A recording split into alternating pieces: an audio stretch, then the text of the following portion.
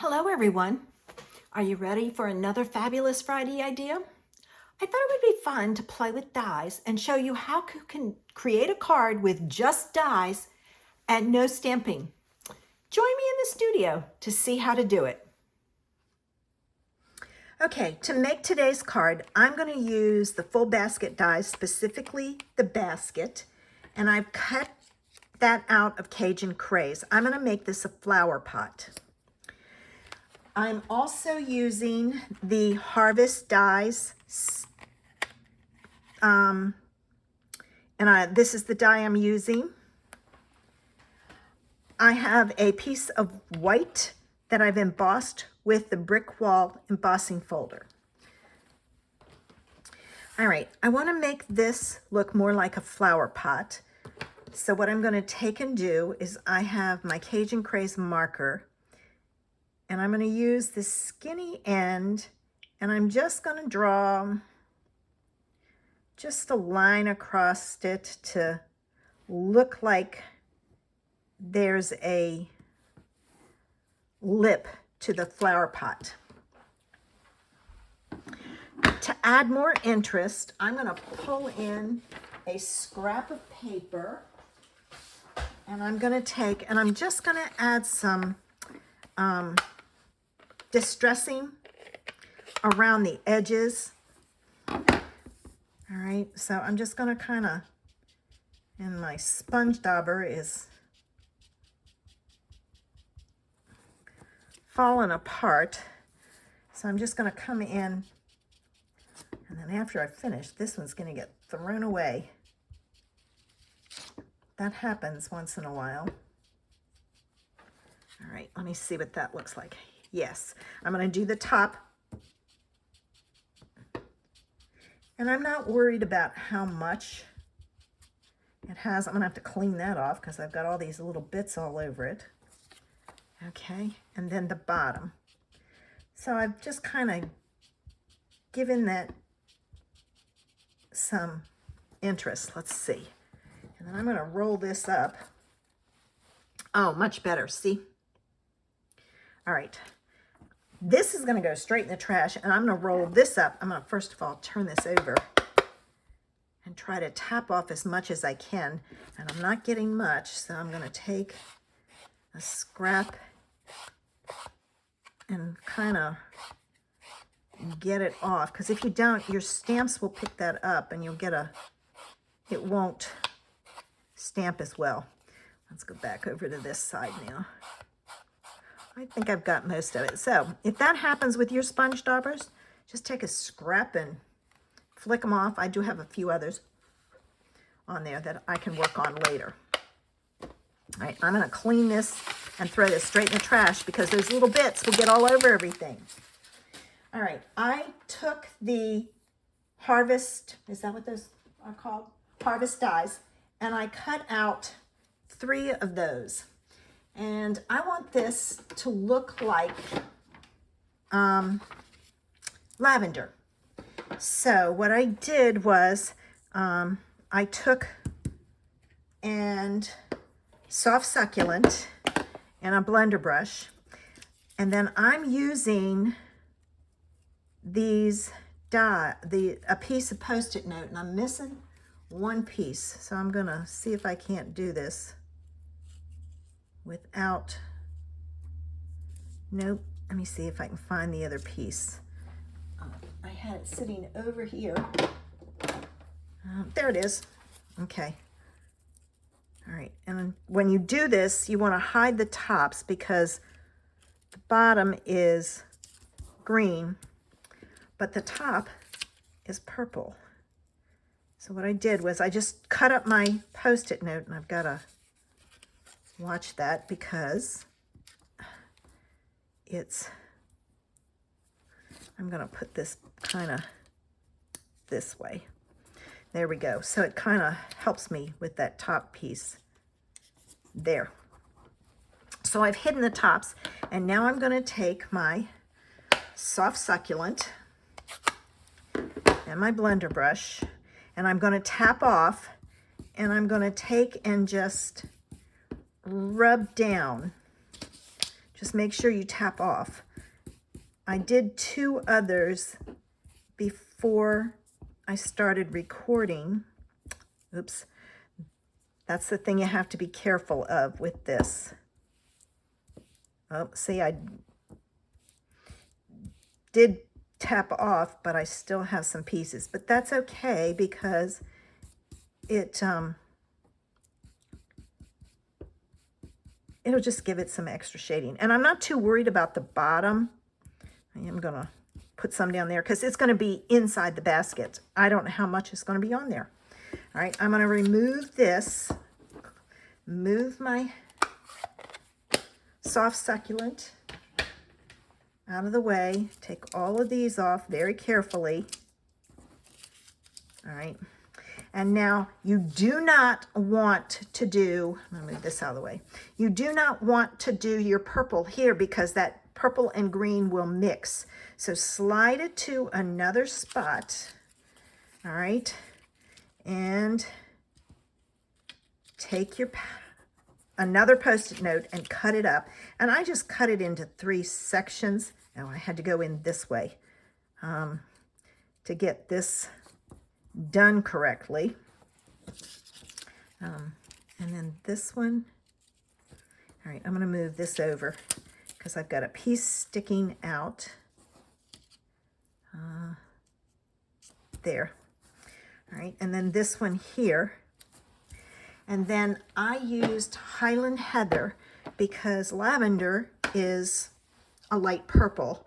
And the only way to get the light purple, I looked at Fresh Freesia and some of the others, and it just, Fresh Freesia just, it had a purpley cast to it, and I didn't want that.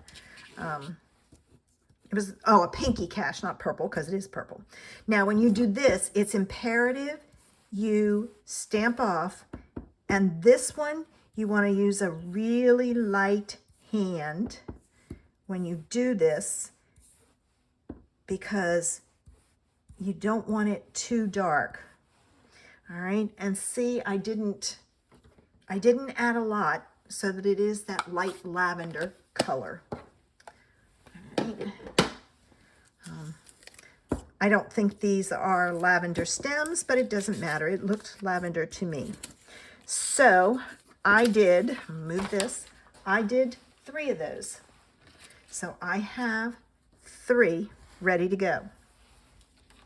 Now my card base is Whisper White, and I'm in the US, so it's 5.5 by 8.5, scored at 4 1/4, and that'll give me my card front.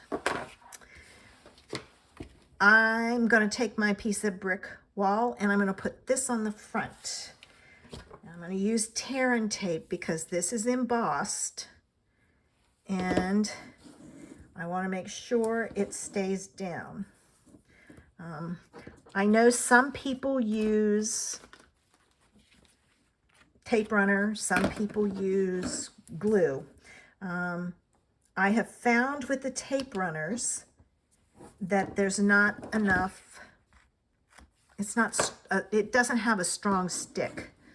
All right, so I just use the tear and tape, and the reason being is when you take and emboss and panel, the the front side and the back side both have ridges or plateaus and valleys. And so this is a plateau, these lines. The space in between are your valleys. If you use glue, that glue settles down into the valley and dries, and it doesn't stick to anything. But by using the tear and tape, when you put it down, it sticks all the way around, and it will stay stuck, and your card front won't fall apart. So I've never had one fall apart on me using double-sided tape. All right, so let me do this. All right, here we go. Now,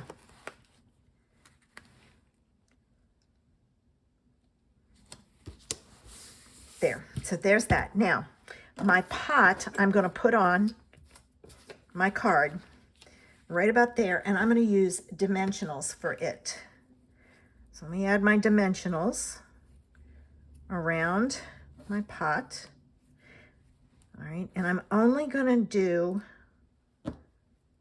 the edges because I want to be able to get my flower stems down in there, because I'm going to put this on and then add my flower stems.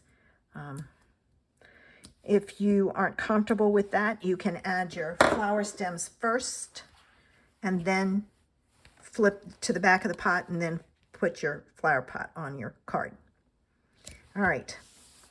Now, this one, I'm going to, see, I've got to cut off some of my ends. So that's why I wasn't really too worried about the ends of this, because I knew I would have to, possibly, because you don't want your lavender up higher. All right, so let me put some glue on here. All right. And I'll take it a few minutes to start coming out, and I am going to put some dots down on the bottom.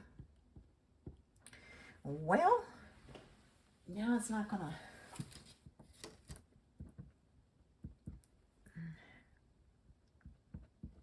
I may need to clean it out a little.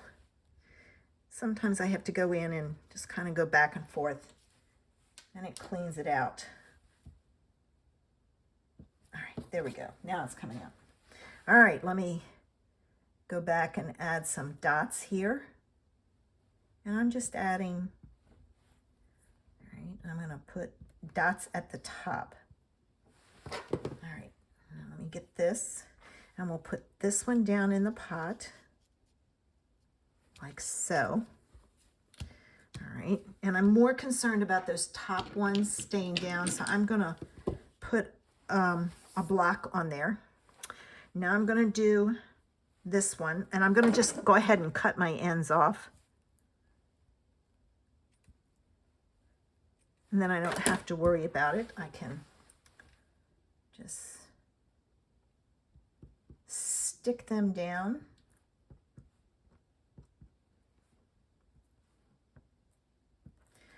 Okay. Can't pick it up. All right, and I'm going to put this one in like so. It's getting caught on something, but that's okay because it's up far enough. All right, I'm going to move that there to hold it down. And I'm going to do my last one. And I have a nice, cute little pot of lavender. This is supposed to be a basket, but I went looking with what I had. And when I looked at this, I went, that could easily be a flower pot. So, all right, I'm going to move these. I'll put this one down in here. I think I'm going to get it down in there anyway. All right, come on. My tips are getting caught. If they get bent, you have to kind of bend them backwards. There we go, finally. Now it's sticking to me. Okay, there we go. I'm going to add a block to that. Get this out of the way. And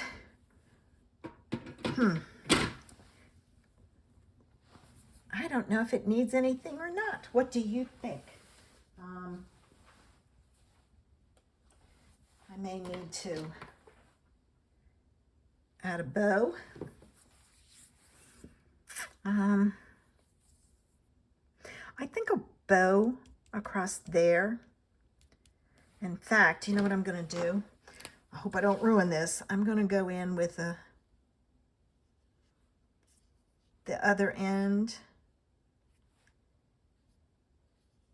to make it a little bit more of a shadow.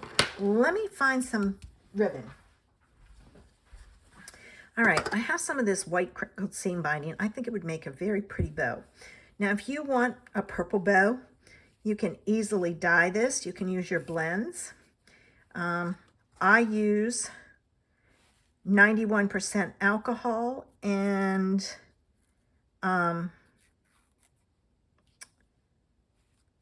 re-inker to dye my bows. Oh, it's still too big. I want a smaller bow. There we go. All right, let me cut my ends. Not the card, not the card.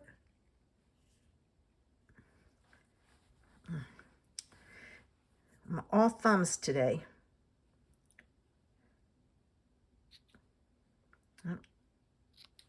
That's better. I try to get it as close as I can. Now I need a glue dot.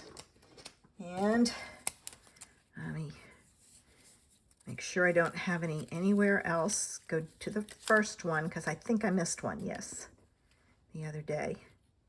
And I'm just gonna put that on here and I'm gonna pinch it. And the reason I'm pinching it is my knot is not very big. So I want that glue dot behind the knot. Oh, that end is not good. Oh, it's just folded over. But this is still a little too long, so I'll just trim it a little. Okay, well,